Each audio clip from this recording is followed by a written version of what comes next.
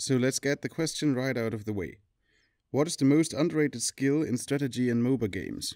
Is it fast reflexes, or game knowledge, or might it even be a core understanding of the game?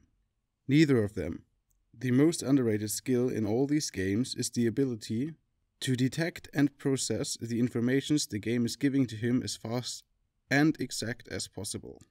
So today I want to take a look at what game designers can do to support the player with detecting of what is going on and rewarding him for utilizing the information he is given.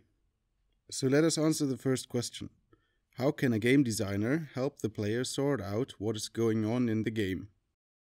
His goal should be to highlight all important information while leaving out everything that could confuse you, the player.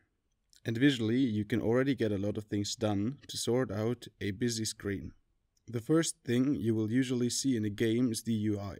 It should be designed to help you with three things: keeping track of what's happening on the map, showing the status of your units or characters, and giving you control as fast as possible.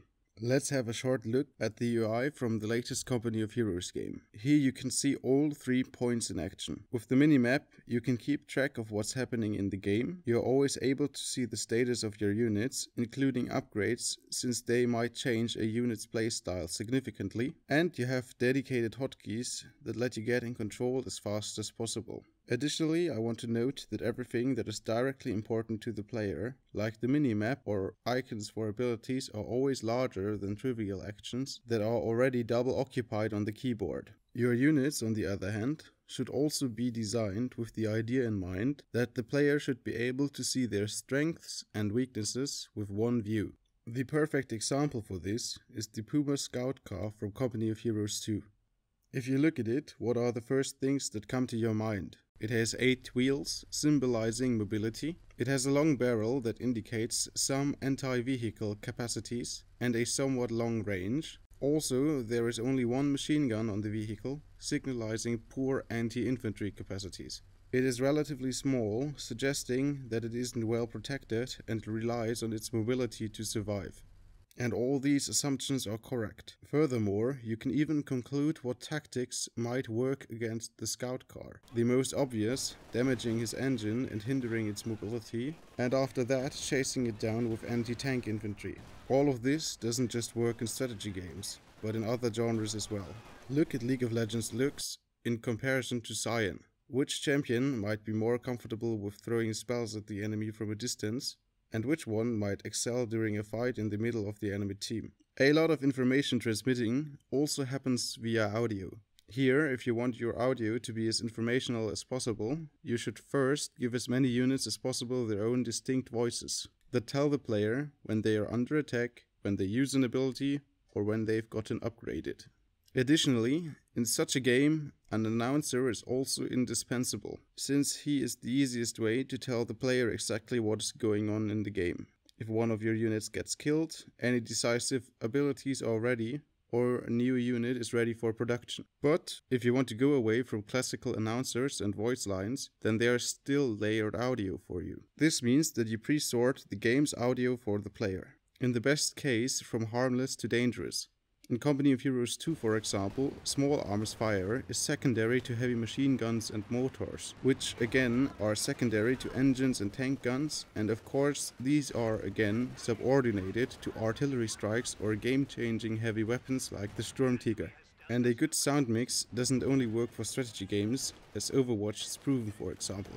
Something interesting that Company of Heroes developers did is lending certain techniques from other genres. For example, hearing things that aren't visible yet, like in most shooters. I'm a huge fan of this, since it gives you a clear advantage if you pay attention to your surroundings. And Company of Heroes 2 has proven that this also works very well in the strategy game. The audio extends further than the fog of war, with the sound of tracks and engines hearable long before the vehicle is actually visible, giving you, as already mentioned, an advantage if you pay attention to the game you are playing. This brings us to my next point. How can developers reward observant play? For this I need to explain a bit more and want to introduce a few new terms.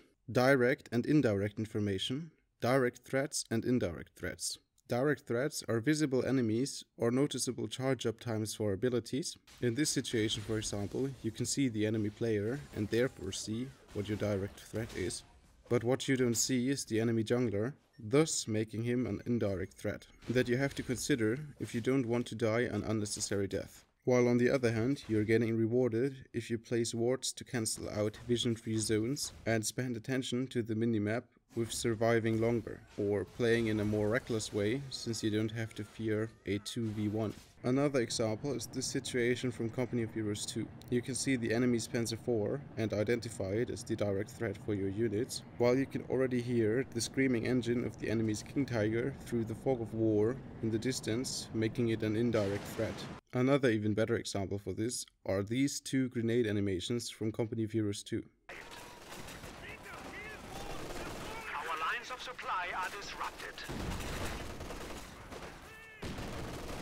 As you can see, the first one has a clear animation and a grenade timer that indicates where and when it explodes, therefore giving you time to maneuver. Stay low! Stay low! I can't feel my legs! The second grenade's animation, on the other hand, is less visible and it has no timer upon impact, but a louder and more distinct sound. The twist is now that its damage radius is smaller, and due to its long traveling time, the grenade can be easily avoided, therefore rewarding the attentive player. Thank you for sitting through my video. I hope you liked it. I just wanted to do something pushing in a different direction this time. If you're curious about Overwatch's sound design, then I can recommend a video from Extracredits for you. The link is in the description. And as you can see, I reference Company of Heroes 2 a lot. Mainly because it's still my favorite strategy game to date, so tell me if you would like to see more content like this. Unfortunately, lately I had to work a lot, therefore I wasn't able to do videos again, but my work pensum is lower now, so expect more videos from me to come.